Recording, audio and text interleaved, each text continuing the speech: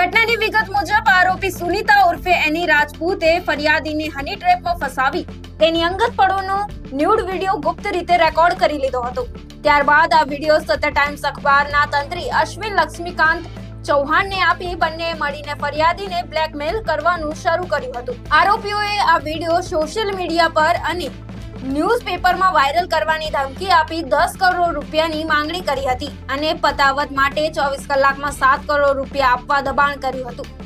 Cyber crime બ્રાન્ચે technical સર્વેલન્સના આધારે બંને આરોપીઓની ધરપકડ કરી તેમની પાસેથી મોબાઈલ અને કમ્પ્યુટર સહિતના ડિજિટલ પુરાવા જપ્ત કરી વધુ તપાસ હાથ ધરી છે। અમદાવાદ સાયબર ક્રાઇમ ખાતે એક ફરિયાદ નોંધવામાં આવી હતી, જેમાં ફરિયાદી વિગત જોઈએ તો જે ફરિયાદી છે એમનો આજથી 4 થી 5 મહિના પહેલા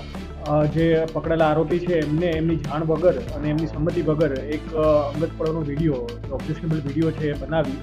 ત્યારબાદ જે ફરિયાદીનો છે એને રિસન્ટલી એનો કોઈ અનનોન નંબરથી પહેલાં એક વન ટાઈમ સી કરીને આ વિડીયો મોકલવામાં આવ્યો હતો અને પછી એનો સંપર્ક કરીને કહેવામાં આવ્યો હતો કે આપની મેટર આવી છે તો સોલ્વ કર્યો હોય તો આપ રૂબરૂમાં મળી જાઓ। પછી ફરિયાદીને જે આ એક પકડેલા આરોપી છે અશ્વિન લક્ષ્મીકાંત ચૌહાણ, જે પોતાને સત્ય ન્યૂઝના તંત્રી તરીકે ઓળખ આપે છે અને એના તંત્રી છે, એમને ફરિયાદીનો સંપર્ક કર્યો હતો અને ફરિયાદીને રૂબરૂમાં મળી એના મોબાઈલમાં એક વિડીયો દેખાડ્યો હતો અને કહ્યું હતું કે આ એક અમારા સોર્સે આ વિડીયો આપેલો છે, અગર આપે આ વિડીયો વાયરલ ન કરવો હોય સોશિયલ મીડિયામાં કે અમે આના વિરુદ્ધમાં ન્યૂઝ ન છાપીએ તો એના માટે 10 કરોડની માગણી કરી હતી એમની પાસેથી।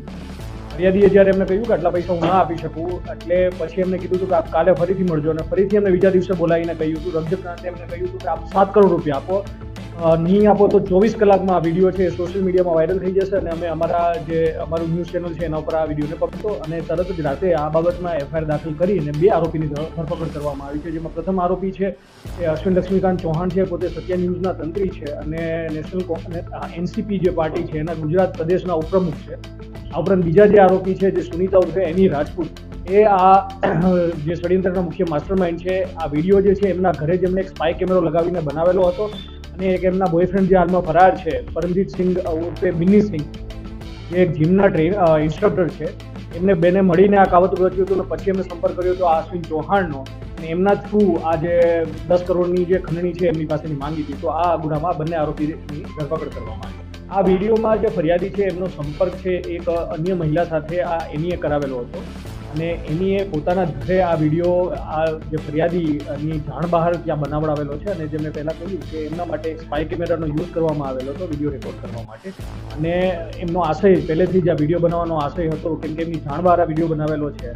Is violation of privacy under IT act એટલે અને પહેલેથી જ જે ગુનાહિત કાવતરાનો જે મુખ્ય આશય હતો એ જે ફરિયાદી પાસેથી છે પૈસા પડાવવાનો। આ જે વિડીયો જેમ છે એ 5 થી 6 મહિના પહેલાં બનેલો છે। ત્યારબાદ જે ફરિયાદીનો સંપર્ક જે છે હમણાં લાસ્ટ 1 મહિનાથી કરવામાં આવેલો હતો અને છેલ્લા 2 થી 3 દિવસમાં જે 10 કરોડથી પછી 7 કરોડની માંગણી કરવામાં આવેલી એ જે ફરિયાદ થઈ છે એમના 2 દિવસ પહેલાં જ કરવામાં આવી। આ બાદ અમે એવી તપાસ કરી રહ્યા છીએ કે જે આરોપી જે પકડાયેલ એની રાજપૂત છે એના બોયફ્રેન્ડ હાલમાં ફરાર હોય તો એની બી ધરપકડ કરવા માટે અમે અમારી ટીમો કાર્યરત કરી છે। આ ઉપરાંત બીજા કેટલા લોકો સાથે આ ગેંગે આવી રીતના કૃત્ય કરીને હની ટ્રેપ કરીને એમની પાસેથી ખંડણી મેળવી છે એની અમે તપાસ કરી રહ્યા છીએ। પ્રાથમિક તપાસમાં એ આવ્યું છે કે જે આરોપી છે એની રાજપૂત અને એના બોયફ્રેન્ડ હાલમાં ફરાર છે બિન્ની સિંઘ, એમની વિરુદ્ધમાં આનંદનગર પોલીસ સ્ટેશનમાં 2020માં એક ગુનો નોંધવામાં આવ્યો હતો, જેમાં બી આ બંનેએ કોઈના ઘરમાં ઘૂસીને ખોટી પોલીસની ઓળખ આપીને